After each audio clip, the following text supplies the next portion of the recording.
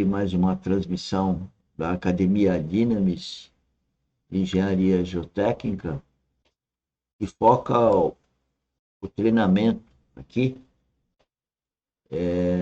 do empreendedorismo geotécnico. E todo dia, às 6 horas da manhã, está gravado e está lá no nosso canal YouTube, Engenheiro Mauro Lozano. Uma meia hora dividida em 3 partes. A primeira parte é técnica, a segunda parte é de gestão do empreendedorismo, ao qual nós orientamos. E a terceira parte é o estudo da vida espiritual.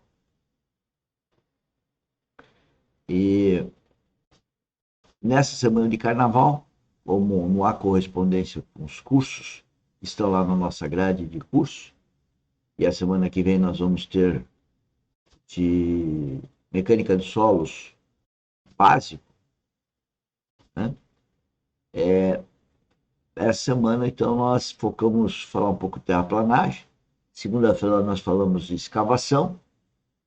Na terça-feira nós falamos do reforço do maciço de escavação para garantir uma segurança. Hoje nós vamos falar de aterro e amanhã nós vamos falar de aterro reforçado. E sexta-feira eu vou fazer uma miscelânea desse assunto da terraplanagem. Por quê? Porque é o assunto mais importante que a gente vê a sociedade necessitando para que ela possa realmente cometer menos erros e também dar esse conhecimento de uma terraplanagem, que não é apenas um projeto geométrico, mas geotécnico. Tá? Então, é esse viés que esse curso de terraplanagem nosso teve ao longo desses quase 15 anos e continua tendo. E também a nossa experiência profissional resolvendo problemas decorrentes da falta de uma terraplanagem com a visão geotécnica, holística e geotécnica. Bom, então, primeira coisa que ia falar, vocês estão vendo no slide, é falar da norma. Existe uma norma da BNT, a 8044, que rege esse assunto de aterros. Então, os aterros têm todo um procedimento de engenharia, que eu já de antemão falo, não são feitos adequadamente. Isso nós vimos ao longo de toda a nossa vida e continuamos vendo isso inadequado. Né? E é o que a gente está, então, focando nesse mini treinamento de aterro. Então, a norma fala do objetivo, né, estabelecer as fases envolvidas na elaboração, da elaboração e seus elementos de projeto. Em anexo, esse anexo trata de aterros para suporte de estradas, aeroportos, plataformas, para conjuntos habitacionais, piso, instalação industrial. Ele está em tudo quanto é lugar. Em residência também, né? Como está escrito aí. Ah, tá. Conjuntos habitacionais. Estudos preliminares, então aí ele vem falar dos estudos preliminares.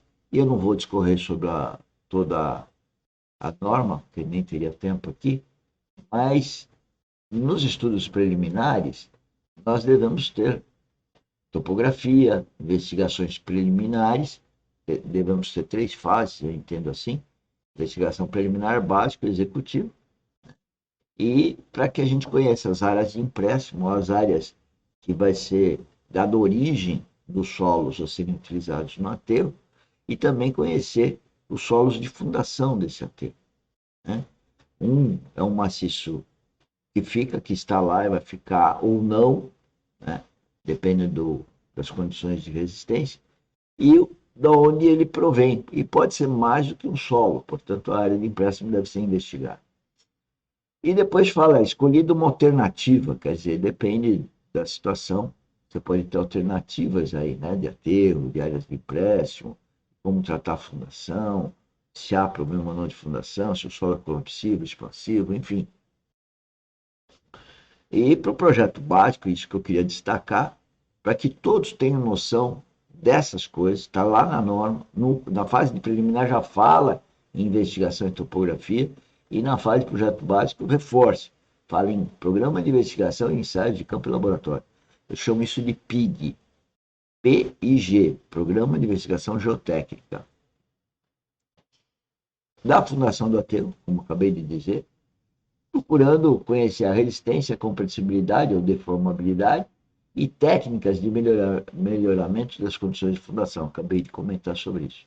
Recálculos admissíveis desse aterro e suas implicações na estrutura que vai vir sobre ele, fundações das estruturas sobre ou através do aterro, características de drenagem muito importantes, não é falado muito claramente na norma sobre a drenagem provisória, e eu entendo que isso é gravíssimo, né?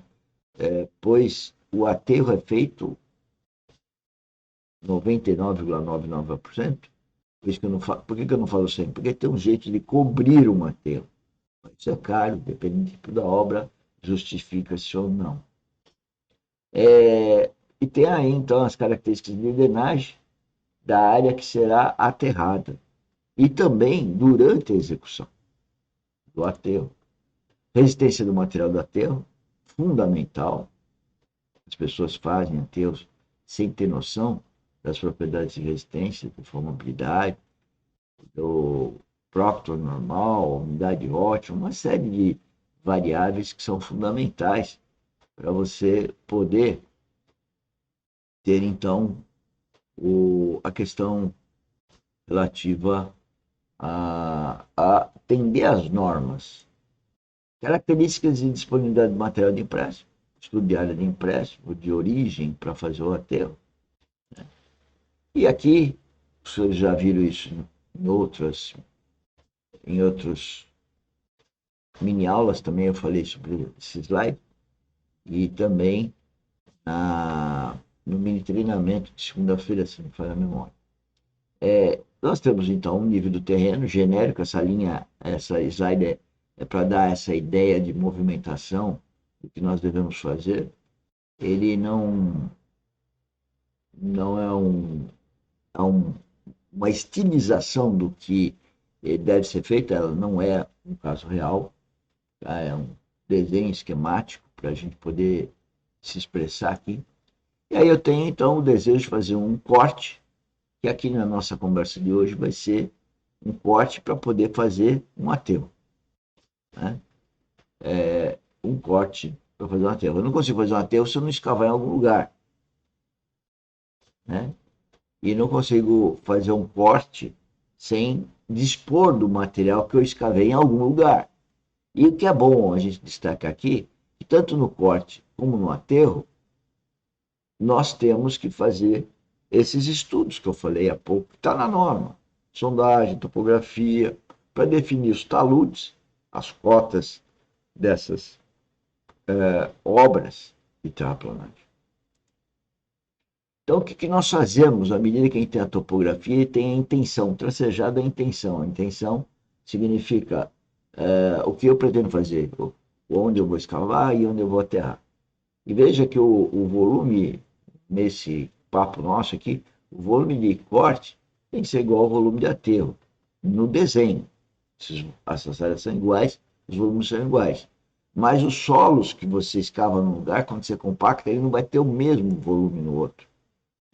O solo pode ter um volume, um caminhão ele vai ter um volume polado, ou no meio de transporte, e depois quando compacta, geralmente ele vai para um volume menor do que aquele da escavação. Aí nós vamos ter aí mini aulas também falando disso. Mas enfim, nós fazemos uma sondagem e definimos o perfil na sondagem, fazemos a outra sondagem, definimos o perfil dos solos encontrados, né? E uma terceira vez nós fazemos esse perfil, né?